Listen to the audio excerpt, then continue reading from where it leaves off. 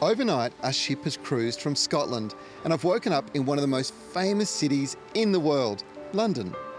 I am really excited about today's Viking excursion here in London.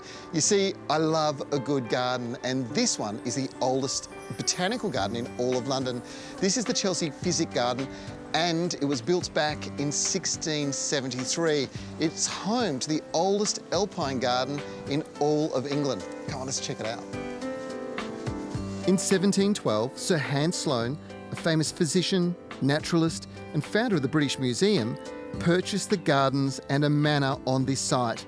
He had been inspired to create a garden of medicinal plants, which includes the pharmaceutical garden and the garden of world medicine. He was a well-travelled man, and when he'd gone to Jamaica, he'd seen the women taking the bean off a tree, drying it, crushing it, then mixing it with milk and giving it to the children.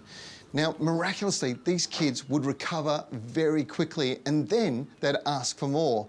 And that's the magic of the cocoa bean. This miraculous medicine recipe was sold by Sir Hans to a small company named Cadbury's, making him a small fortune and allowing a benevolent fund to be set aside for the long-term care and maintenance of these gardens. The garden holds an eclectic collection of over 5,000 plant species, some edible, some medicinal, and some downright dangerous. Now, the garden also has some fascinating plants, like that great big olive tree behind me, the biggest in Great Britain.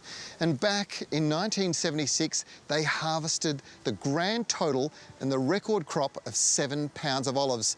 Could you imagine just how expensive 1 litre of olive oil would be? There are a lot of highlights here, like the garden of edible and useful plants. The glasshouses hold a collection of tropical plants, complemented by a Victorian fernery. The collections of plants from across the globe include Australian species like this magnificent man or Antarctic fern from the southeastern tip of Australia and Tasmania. This really is a Viking Day excursion you do not want to miss.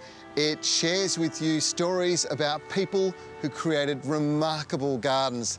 These were great people because they were all about teaching how food is medicine and how certain plants within your garden can be so good for you. And it reminds me that so many of us have amazing plants in our own backyards. We've just lost touch with how to use them best. And that's what this is all about, learning.